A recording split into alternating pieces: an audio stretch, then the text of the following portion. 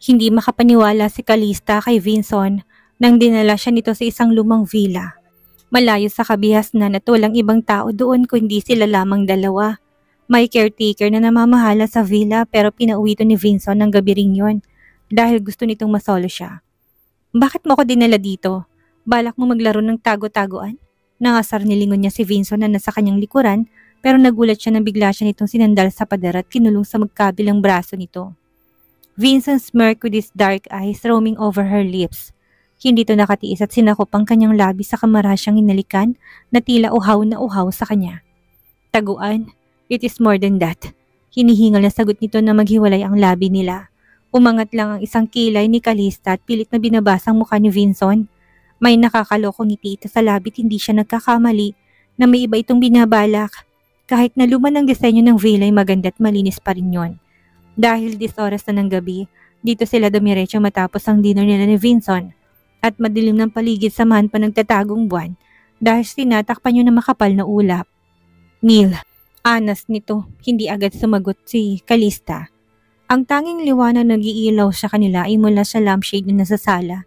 Nang magsalubong ang tingin nila ni Vincent, ay kitang-kita niyang gutom sa mga mata nito. He held both her wrists and without a word he handcuffed it behind her back.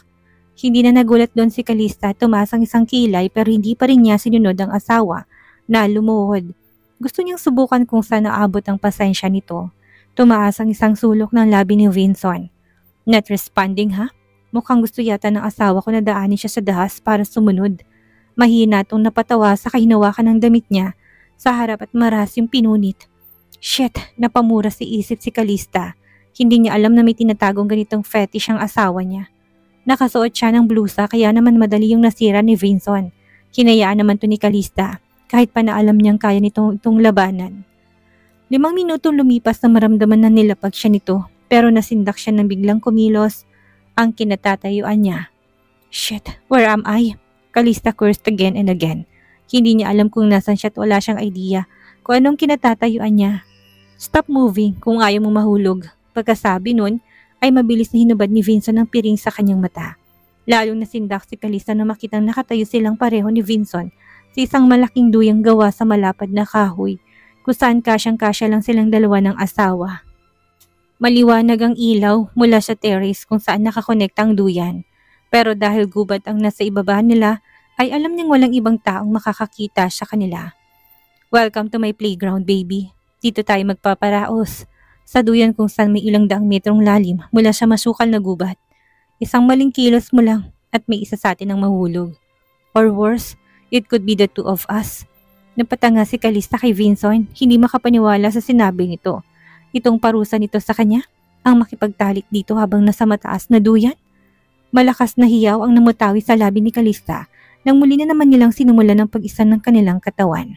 Hindi na alam ni Calista kung may pahinga pa ba sila ni Vincent dahil konting oras lang ang naitulog niya at umuwi na rin sila pabalik ng mansyon.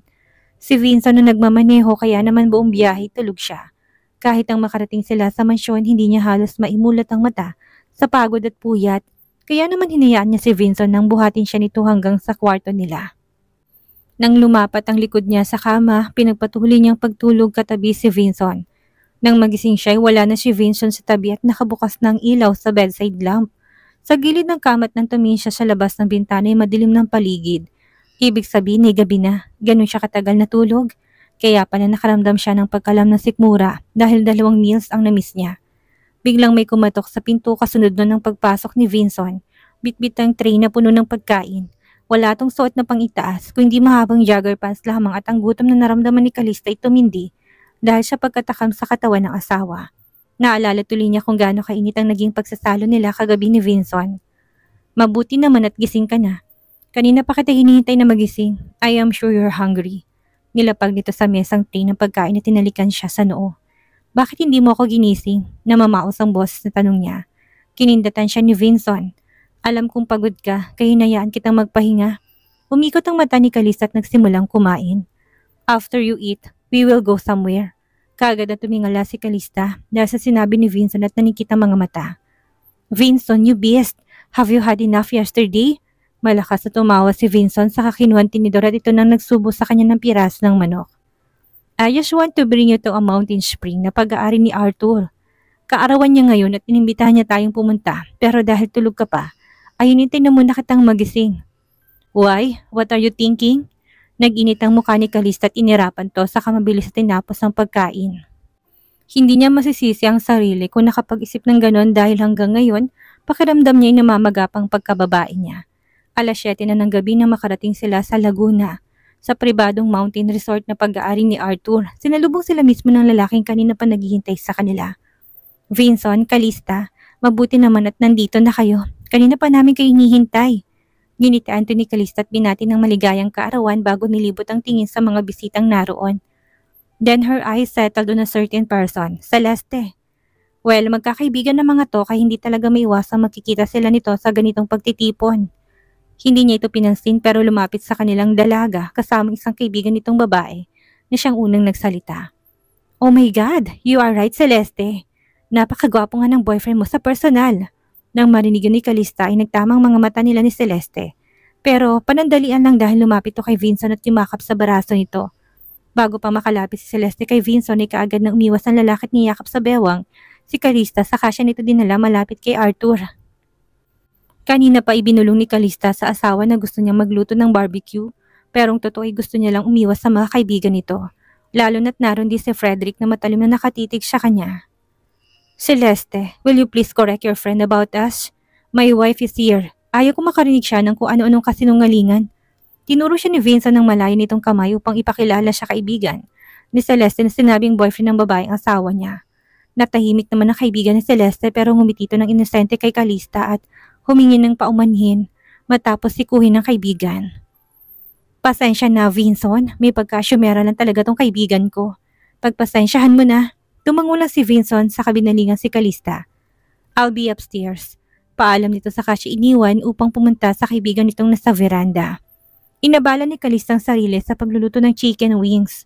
Dahil gusto niyang pagsilbihan ng asawa at binaliwalang matalim, natitig ni Celeste at ng kaibigan nitong nagmamartsang umalis.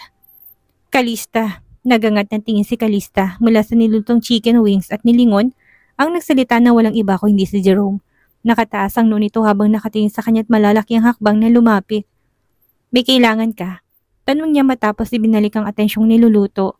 Ayaw niyang magpaistorbo pero nanditong makulit at isip pat ang kapatid ng taong inis na inis sa kanya. Gusto ko lang humingi ng tawad dahil sa ginawa ng kapatid ko noong nakaraang araw. Kapag kasi nababanggit ang pangalan ng nawawala niyang kapatid ay nagiging masama ang mood niya. Nagpatuloy si Calista sa ginagawa at walang buhay na sinagot si Jerome. Nang di malang nililingon. O talaga? Lumapit sa tabi niya si Jerome. Hindi ka galit sa akin, hindi ba? Bakit naman ako magagalit sa'yo? Hinango niyang nilutong chicken wings na nakatuok sa stick. Sa kanilagay yun sa nakandang plato upang dalhin kay Vincent.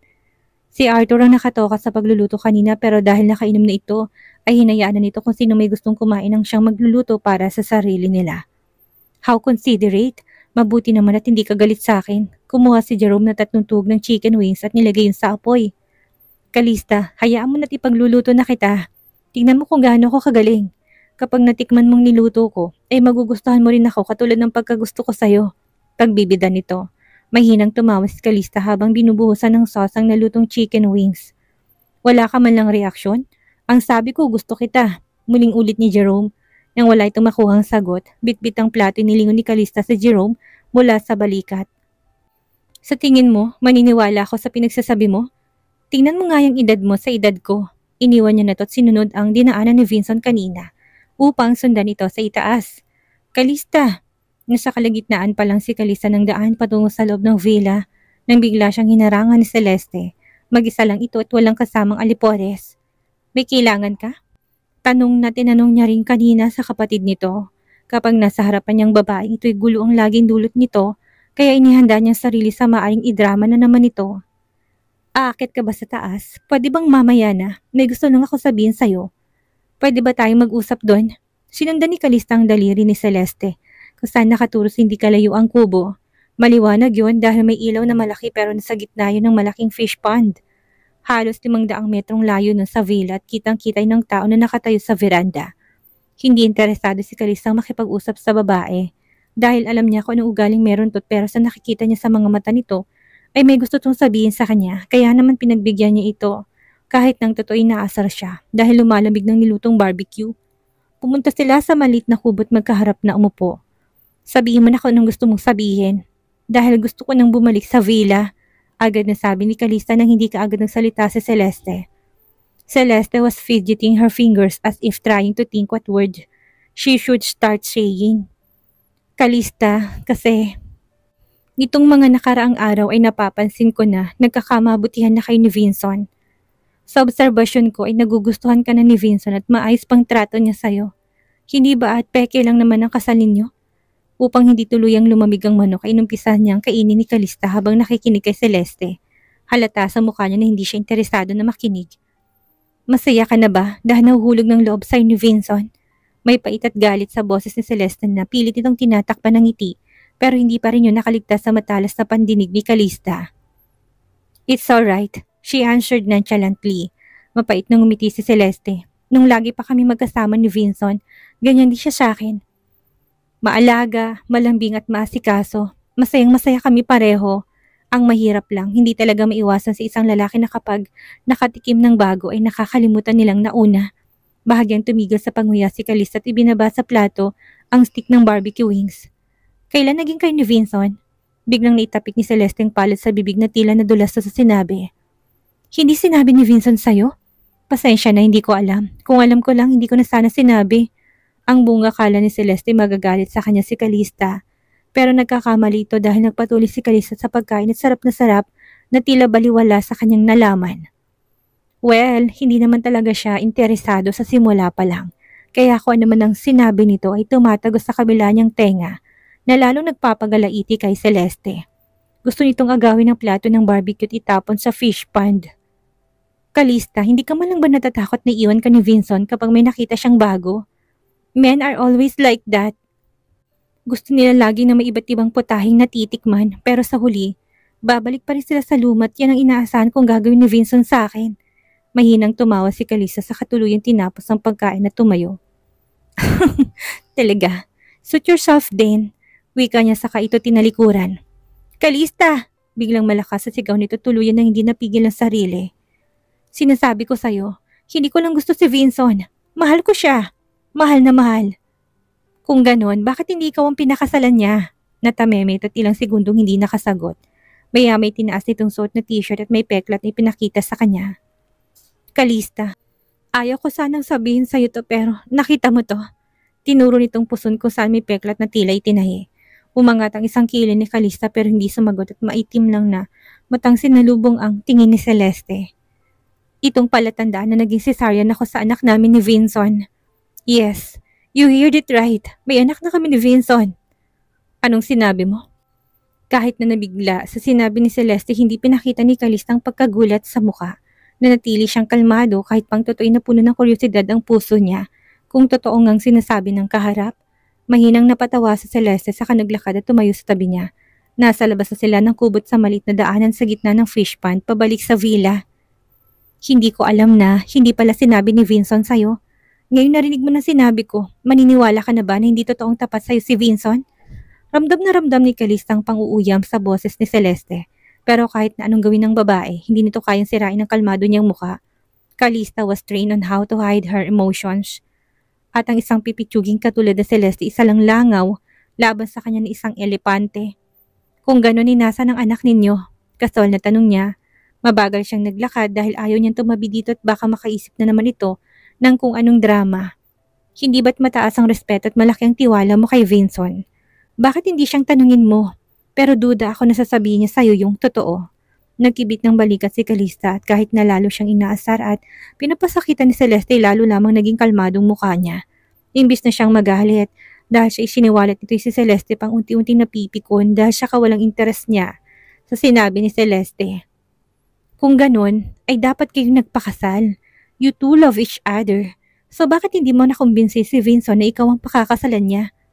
Totoong nasaktan si Calista sa sinabi ni Celeste pero dahil kilala niya kung gaano to kasinungaling, hindi niya ito kaagad pinaniwalaan lalo na't hindi pa naman niya nakikita ang anak ng mga ito. Isa pa, naniniwala siya kay Vinson na wala tong relasyon at si Celeste dahil siyang gusto nito. Doon kumakapit si Calista para hindi niya kamuhian si Vinson. Dahil kapag nalaman niya na may anak ito si Celeste, hihiwala niya na kaagad to. Huwag kang mag-alala, Calista. Malapit na kapag naayos ng sigalot ng dalawang pamilya, ay iiwan ka na ni Vinson at babalik na siya sa akin. Sa amin ng anak ko. Tumangu-tango si Calista at mula sa sulok ng kanyang matay nakita niya kung paano ngumisi si Celeste na tila ba nagtagumpay ito hanggang sa muli niyang tinanong kung nasaan ang batang sinasabi nito. Hindi mo pa sinasagot kung saan ang batang sinasabi mo. Huminto siya sa paglalakad upang harapin to. Hindi niya namalayan na napahigpit ang hawak niya sa platong pinaglalagyan ng chicken wings at napansin niyo ni Celeste. Kaya inisip nito na unti-unti na nasisira ang pagiging kalmado niya. Celeste added fuel to the fire burning in Calista's heart by her next sentence. May nag-aalaga sa anak namin sa abroad at kapag handa na siya, ay maaari na siyang umuwi dito. Huwag kang mag-alala, Calista, dahil gusto mo siyang makita, ikaw ang unang pupuntahan ko. Para lang maniwala ka na nagsasabi ako ng totoo. Kalmadong tumango si Calista sa kamulitong tinalikuran at naglakad pabalik sa villa. Kung wala ka ng ibang pang sasabihin ay babalik na ako dahil magluluto pa ako ng barbecue. Huwag mo na rin akong istorbohin, lalo na kapag kumakain ako.